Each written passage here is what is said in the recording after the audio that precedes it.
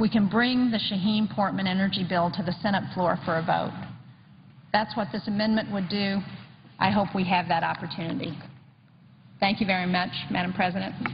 I yield the floor and note the absence of a quorum. The clerk will call the roll. Mr. Akaka.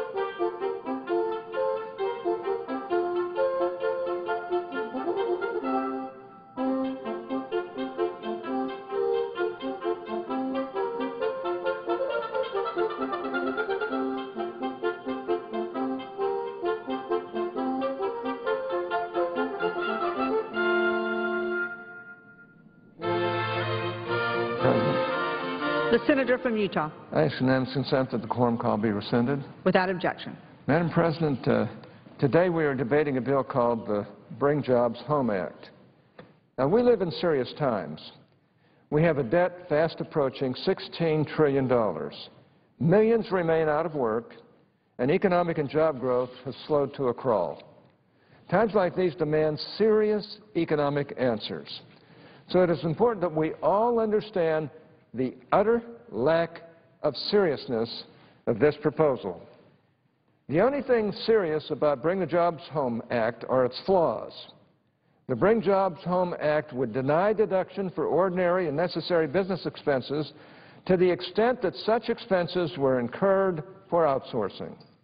That is, to the extent an employer incurred costs in relocating a business unit from the United States to outside the United States, the employer would be disallowed a deduction for any of the business expenses associated with such outsourcing. The Bring Jobs Home Act would also create a new tax credit for insourcing.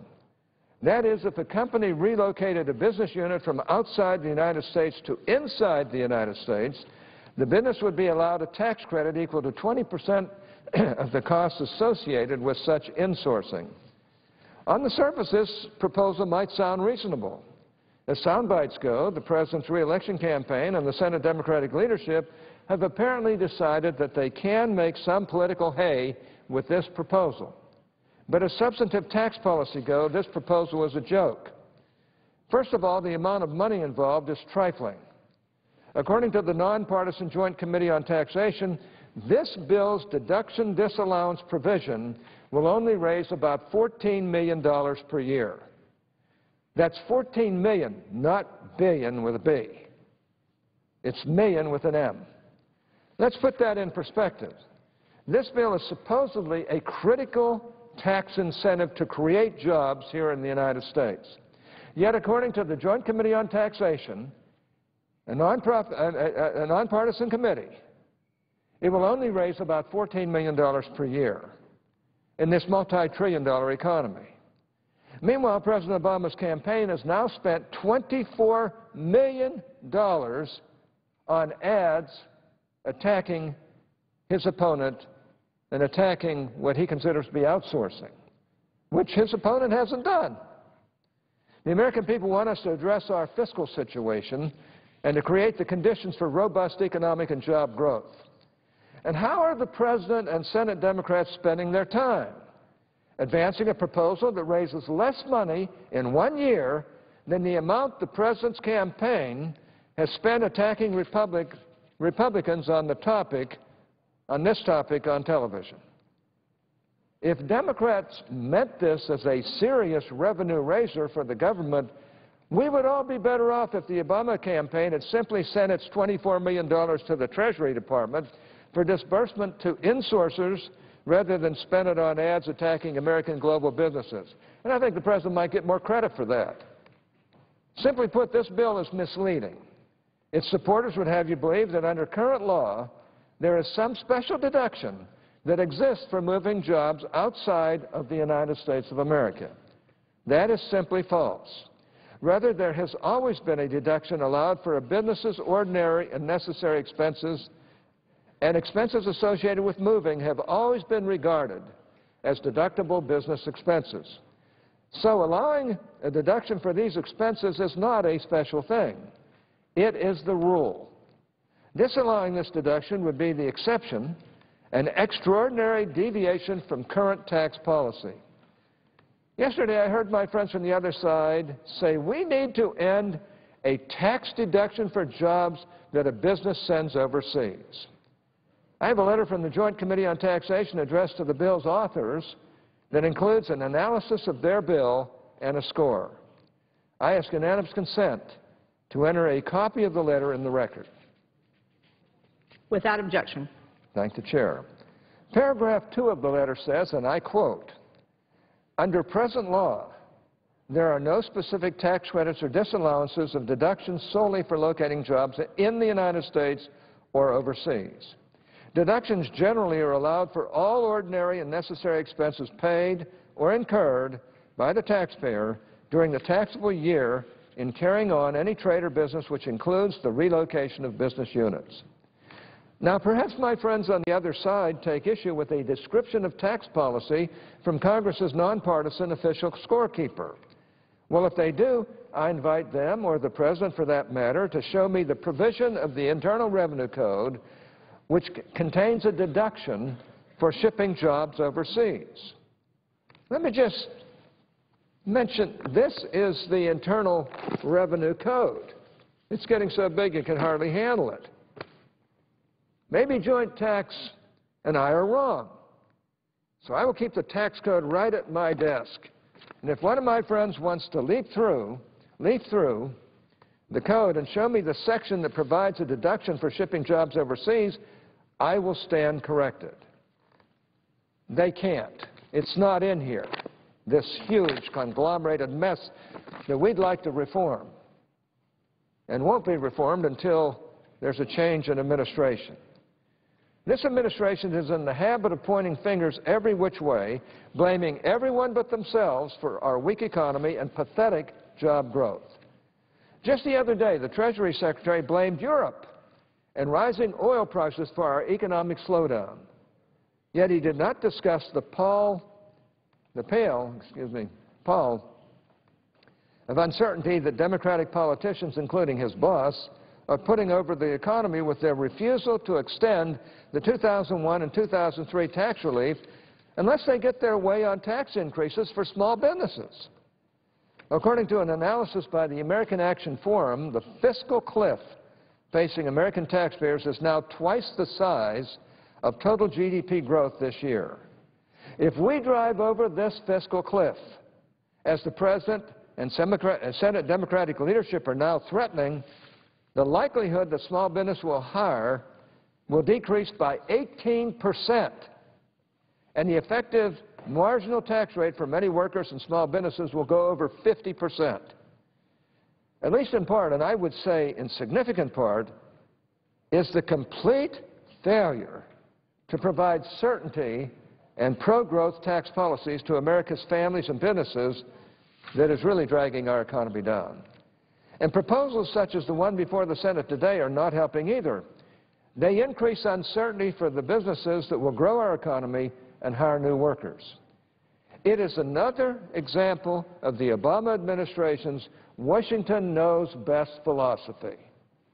Disallowing the business expense deduction means that income will now be measured less accurately.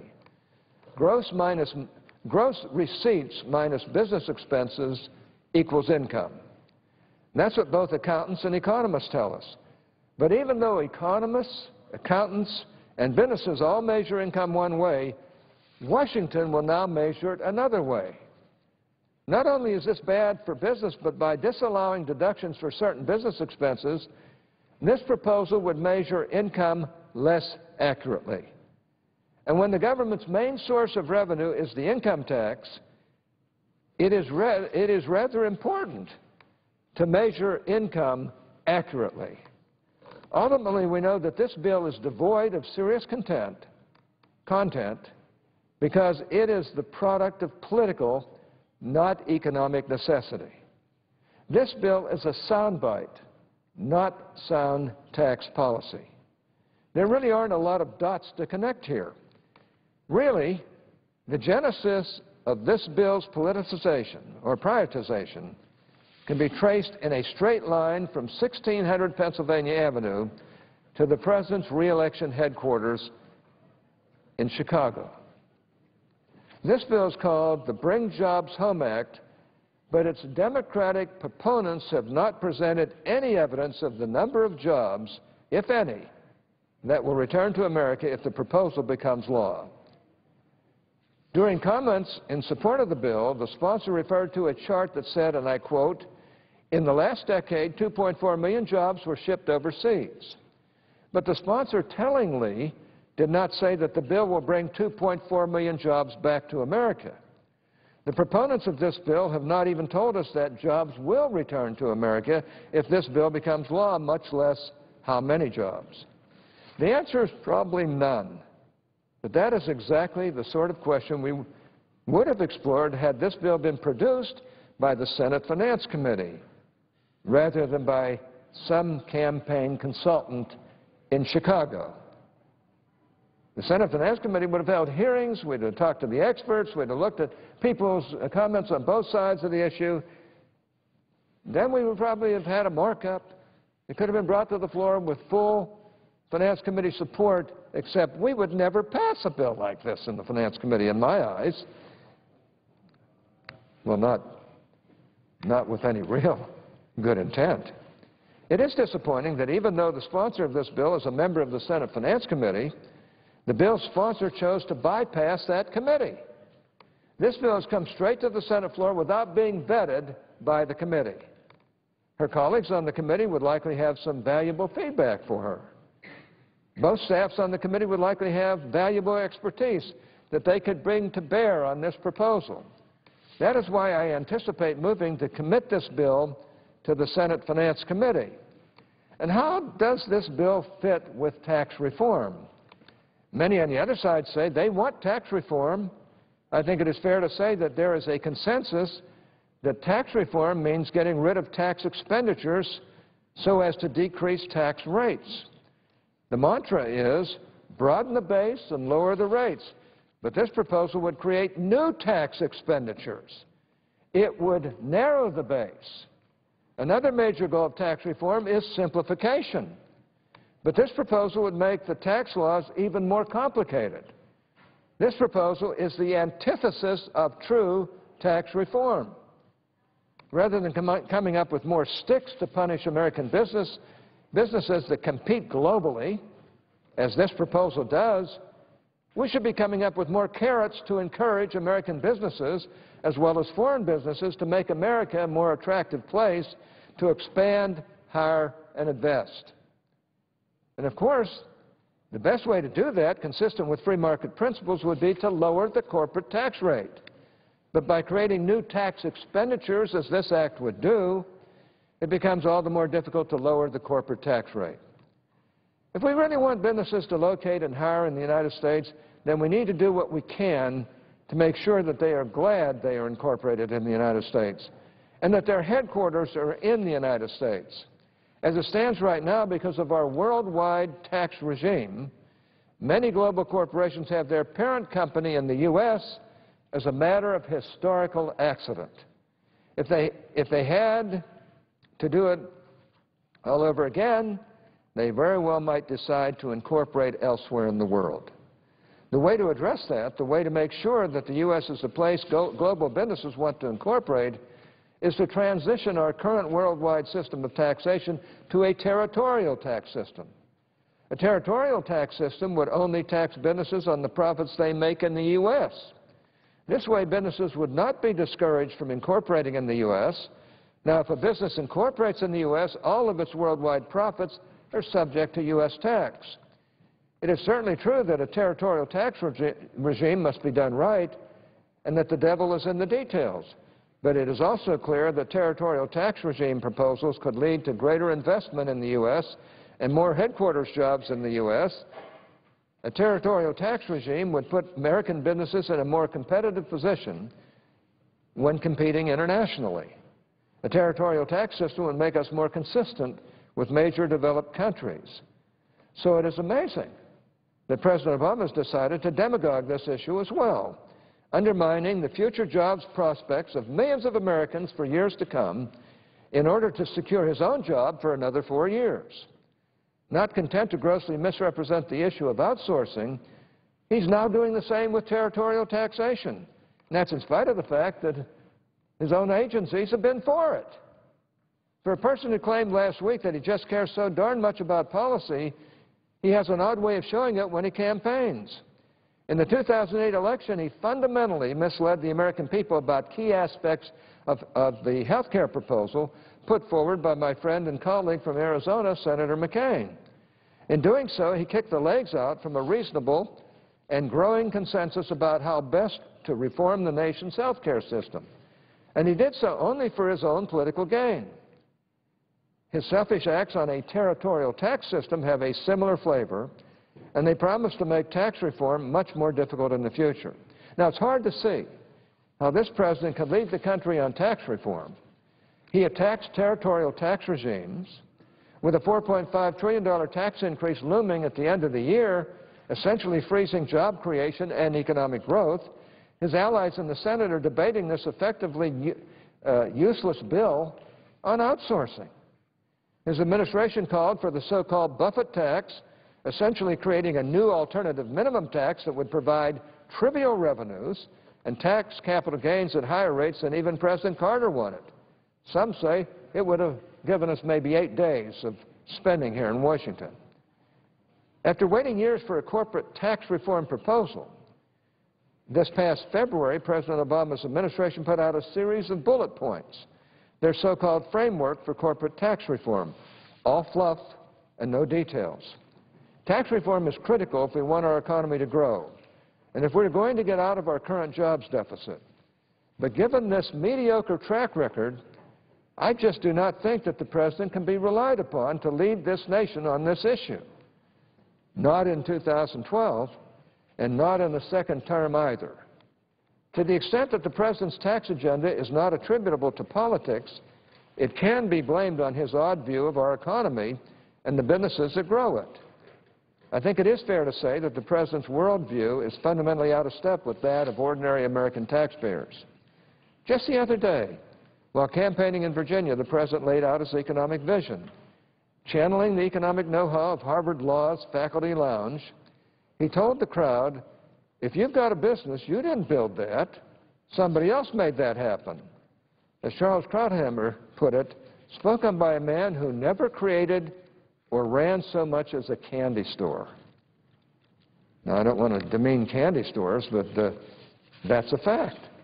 The President made clear for all to see just what he thinks of all the hard-working, risk-taking entrepreneurs who sacrifice daily to build their businesses.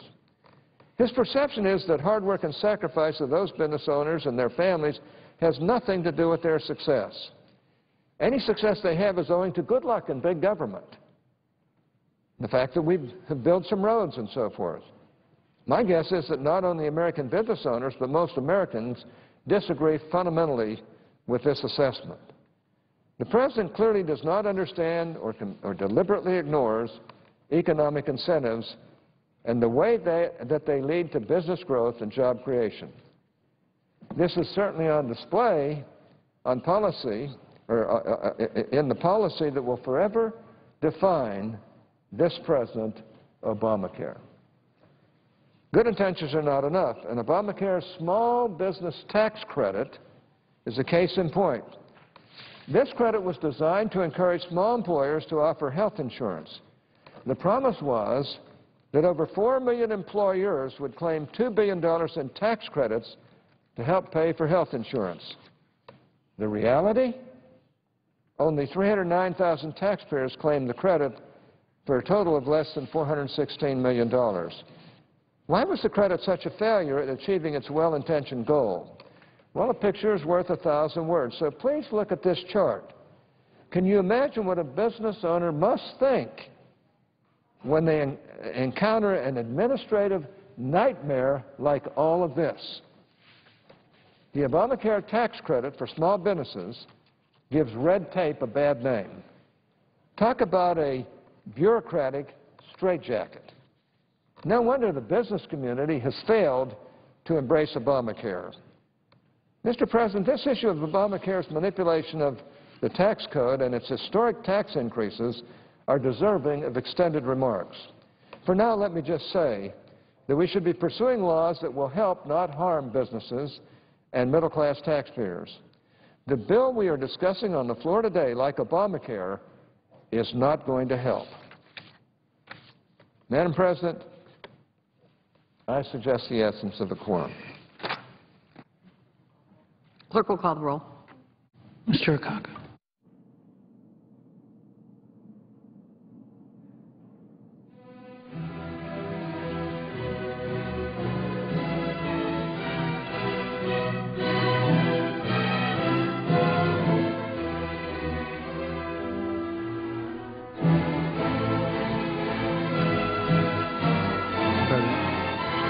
Senator from Michigan. Madam President, a week ago yesterday, Senate's in a quorum call. I thank the presiding officer. I ask unanimous consent that the quorum call be dispensed with. Without objection, the senator from Michigan is recognized. Madam President, a week ago yesterday was a fairly typical day in the Senate. The congressional record shows that senators used the word jobs more than 150 times. The following day, a week ago today, the word jobs appears in the record 131 times. And just this Monday, a few days ago, when the Senate came in at 2 o'clock, jobs appears in the record 36 times. So we're talking, and we're talking a lot, about jobs. Today, Senator Stabenow's bill offers a chance to do more than talk. We can act. The legislation addresses a fundamental flaw in our tax law. At a time when Americans desperately want us to defend American jobs, to give employers the incentives and support they need to hire new workers, our tax law perversely rewards employers for moving jobs to other countries. Today, an American corporation can decide to close a factory in this country, build a new one in another country, claim a tax break for the expenses of moving those jobs out of our country, and pay no U.S. taxes on the income that that foreign factory earns as long as they leave that income overseas. Now, our tax code, in effect, tells employers, quote, here's a tax deduction to help you cut your American workforce and move those jobs offshore, close quote. That's the effect of our tax code. American employers have responded, unhappily. Statistics released in April by the Bureau of Labor Statistics show that since 1999, U.S.-based multinational corporations have reduced employment here in the United States by about 1 million workers. But they have added more than 3 million workers overseas. A recent Gallup poll found that only 13% of Americans believe this trend of shipping jobs overseas is good for our economy. Almost 8 of every 10 Americans believe it does harm. In a poll for the Alliance for American Manufacturing, 83% of respondents say they disapprove of companies that move jobs to countries such as China. The people of Michigan and of every state can no longer afford to watch their tax dollars subsidize shipping their jobs overseas. Now, earlier this spring, along with Senator Conrad, I introduced the Cut Unjustified Tax Loopholes Act, or the Cut Loopholes Act. Our legislation would cut several loopholes that enable tax avoidance, which adds to the deficit and to the tax burden of those who pay the taxes that they owe. Our bill would cut offshore tax loopholes that allow corporations and individuals to avoid paying taxes by concealing their income and assets in offshore tax havens. One provision of the Cut Loopholes Act would ensure that companies aren't taking a tax deduction for the expense of moving jobs overseas. Under our bill, companies couldn't take a deduction for the expense, for instance, of moving a U.S. factory to another country until that company pays U.S. taxes on the income generated by that foreign factory. Now, Senator Stabenow's Bring Jobs Home Act takes a similar approach, ending the taxpayer subsidy that helps firms to move American jobs overseas. In addition, it would offer a 20% tax credit to companies that move production back to the United States. Surely it makes sense for us to offer employers a tax cut if they bring jobs back to the United States. Surely it makes sense to reform a law that adds insult to injury, which forces our taxpayers to watch companies move their jobs abroad with the assistance of our taxpayers' dollars. Madam President, we've already seen the enormous benefits to our economy and to our workers when American companies make the decision to return jobs to our shores. Ford Motor Company is returning thousands of offshore jobs to Michigan and other states. Companies such as Whirlpool are making the decision to hire American workers for work that they once did abroad. American manufacturing has built up great momentum in the last 3 years, adding thousands of jobs. We should add to that momentum. We should adopt the Bring Jobs Home Act. We should end existing tax incentives to export American jobs. We should provide a tax break for companies that bring back jobs to these shores. And, Madam President, I yield the floor and note the absence of a quorum. Clerk will call the roll. Mr. Urquhart.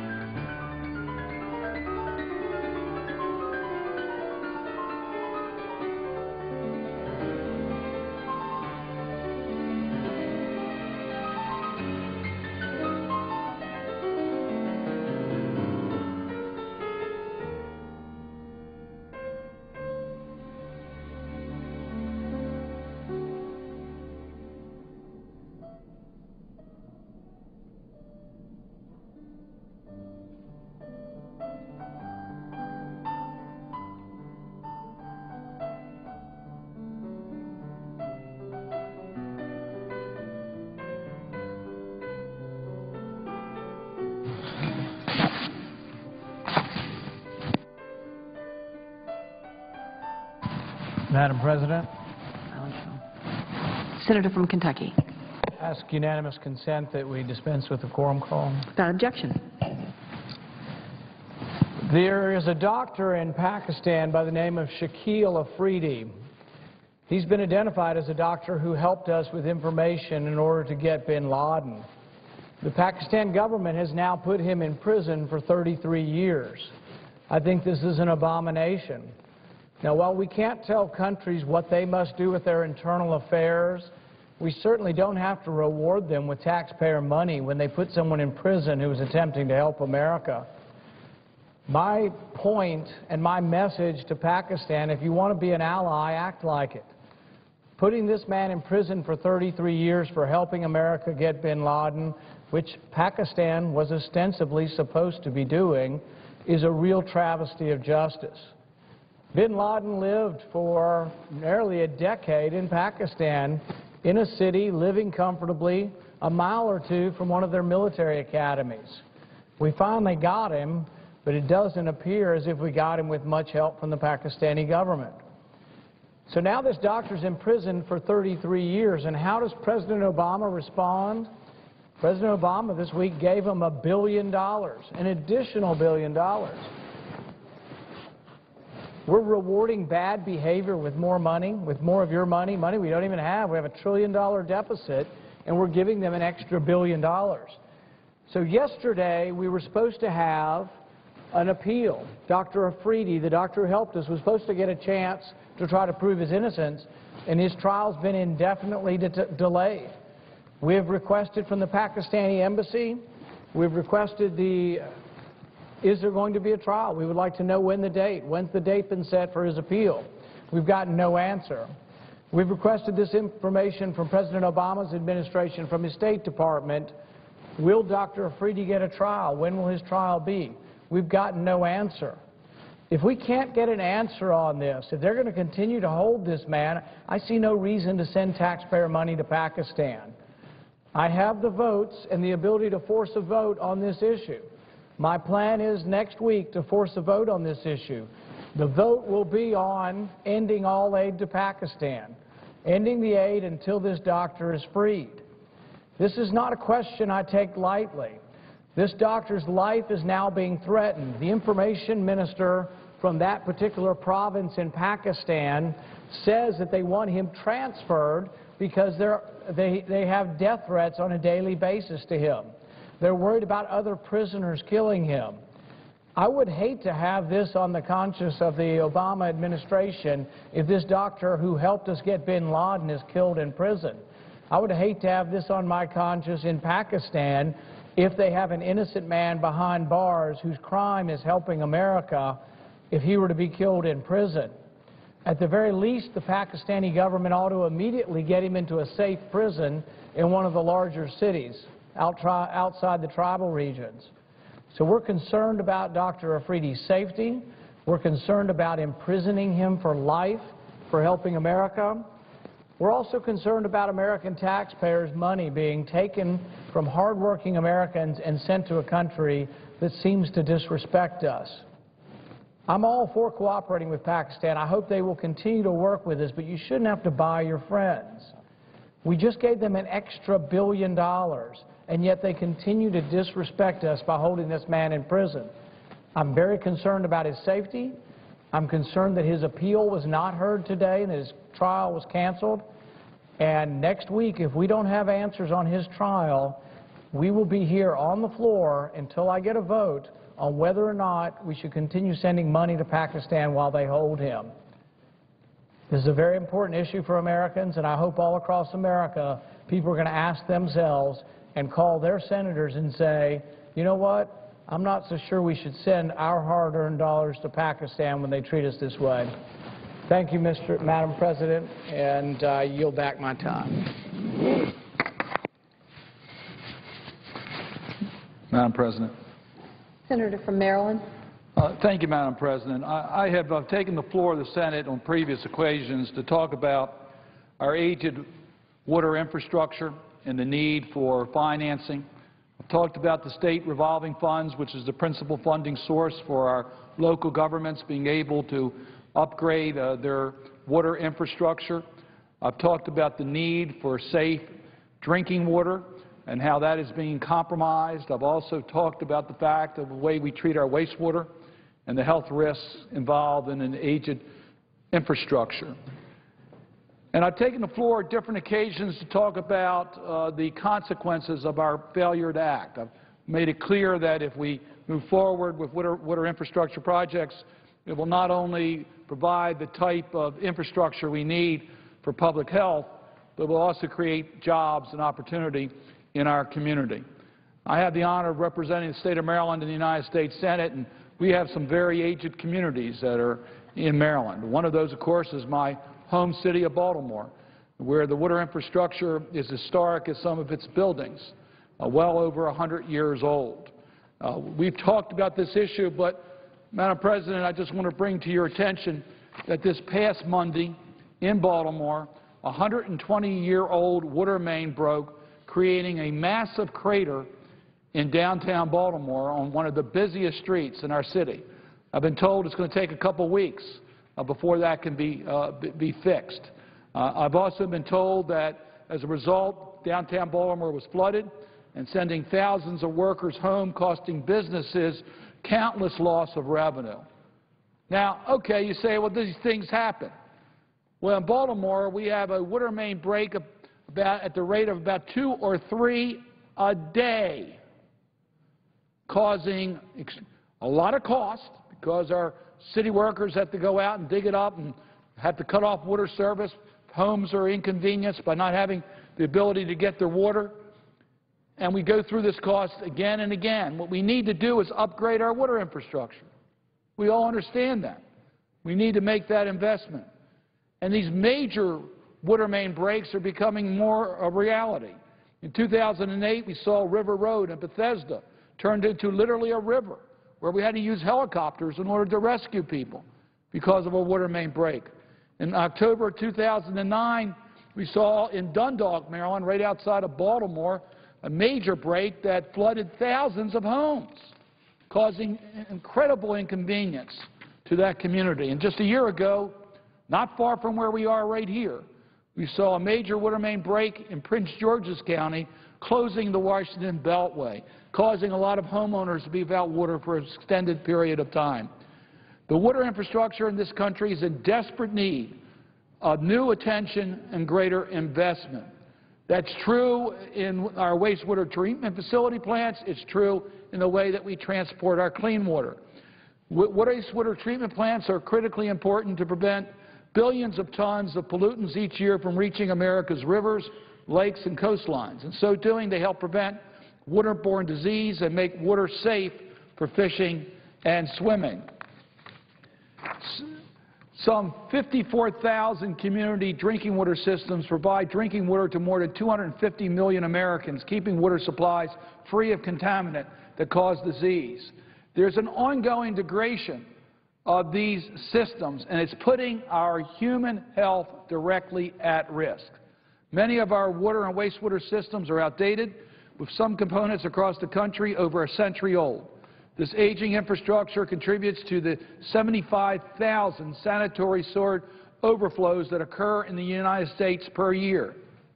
75,000 sewage overflows a year in the United States of America, causes an estimated 5,500 annual illnesses due to these contaminations, which occur in our beaches, our streams, and lakes where American families vacation. The Environmental Protection Agency has estimated that more than $630 billion will be needed over the next 20 years to meet the nation's drinking water and wastewater infrastructure needs. Madam President, as chair of the Water and Wildlife Subcommittee, I had a hearing where we brought in some of our local officials to talk about these needs. And they told us they can't possibly do this with the resources that they currently have available, that they need a federal partner. They need a stronger federal partner. They need a federal government that will give them new innovative tools in order to deal with these critical needs. Mayor Stephanie Rawlings Blake of Baltimore testified that she would like to see some form of a trust fund established so we can leverage money and make the type of investment. She pointed out, which we know, that for the money we spent on water infrastructure, we're going to cause a multiplier effect that actually creates more money in our economy. It's a 3-to-1.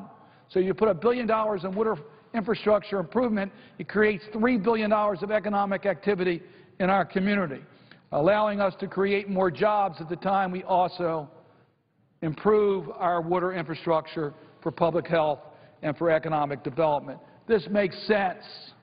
We need to do this. I don't know how many more times I'm going to have to come to the floor of the United States Senate and point out these horrible water main breaks that are occurring all over. And what's happening in Baltimore, what's happening in Maryland, is happening in every one of our states. This is not a one-state problem. This is a national problem. And I can tell you, people are outraged. And they're going to be more outraged when they realize that their public health is at risk and the availability of safe drinking water is at risk, as well as the inconveniences caused when their basements are flooded or they can't get to their businesses or they have to leave their businesses early or they pay additional local taxes in order to repair for the damages that have been done as a result of the failure to replace aged infrastructure. I urge my colleagues to work together on this issue.